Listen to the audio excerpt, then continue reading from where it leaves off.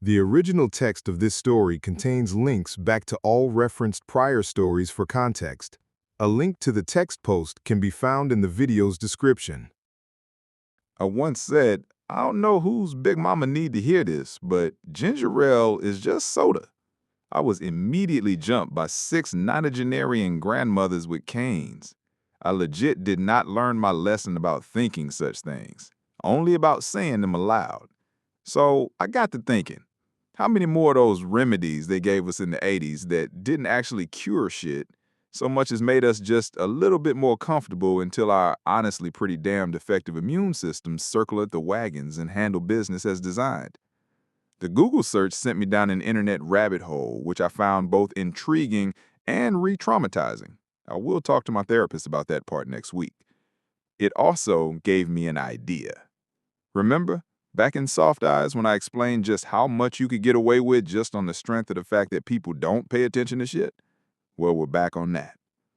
I had to put a plan in action, and that plan clearly requires some exploitative tactics. More on that in a minute. My city is getting out of the housing projects business and more into housing vouchers or designated scattered sites as available housing has become less and less available. What you may not know, though, is that you can rent a place in the PJs or a scattered site even if you don't qualify. You just have to do so at fair market value. If we know anything about how gentrification works, you know that any housing in and around those areas tend to be more affordable than other areas. Those neighborhoods also tend to be lacking on things such as grocery stores and healthcare facilities. I'm clearly not opening a grocery store, so that leaves one option. The only thing to it is that I can't say I am offering healthcare. I have to present it as a consulting business and apply for an LLC to keep what may come of it out of my personal shit. I drew down $1,500 from the spam back funds for deposits and such, then rented a 2-bedroom house in one of the scattered sites. I went on FB and started a business page for Old Bamma Care LLC, directing contact to that address and Mo Phillips' burner phone number. The language of the page was suggestive that I am offering healthcare information services, but that serious issues should be directed to an actual professional, which we clearly were not. Suggestive is operative in that no promises were ever made. Furthermore, the small print at the bottom after the contact us had all the don't sue us legalese needed. I knew the misdirect was working when people were calling about Obamacare, clearly ignoring the words in front of them. Soft eyes, I tell you. So how, if there was no actual work being done, does such an undertaking make money? Thanks for asking. Y'all remember that doctor in Chicago 10 years ago who only charged $5 a visit and didn't bother trying to deal with insurances? Well, this isn't 2012 anymore.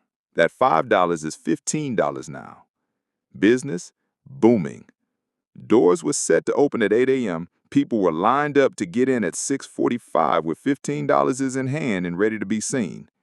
Averaging by myself 8 to 10 patients an hour at $15 a head until I had them all out the building at the end of the day was netting me $1,500 a day, with my only overhead being, wait, I can't talk about overhead until I talk about exactly what it was I was doing.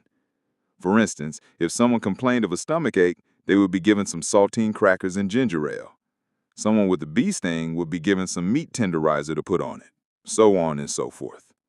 Some of this shit is high-level effective in bringing comfort to the infirmed, but none of this shit is medicine, especially when you consider that the other room in the house just had a row of cots for people to lay down on for an hour and watch old The Price is Right episodes on constant streaming. I repeat, there is not even a passive or hidden suggestion that I exist to even attempt to cure anything, because ginger ale is not medicine. So yeah, overhead.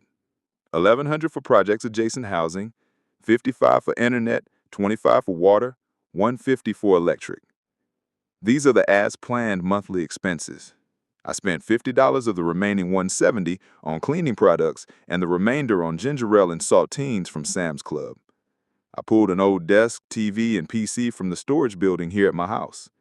For those keeping score at home, notice that I am covering monthly overhead every day on average. My LLC serves it that I am absolutely not a healthcare company, only informational. I would not be providing any drugs of any kind, not even over the counter, so no worries related existed. ServSafe certification allowed me to be fine providing the soda and crackers. $1,500 a day, Monday through Friday, mostly from the people in the neighborhood, for 3 weeks, paid the rent forward for a year, and I settled in the house to enjoy the remaining $12K with my wife and children. Then it happened. The local news did what they thought was a feel-good story about a new area organization that seemed to have popped up out of nowhere to offer its marginalized community some healthcare assistance.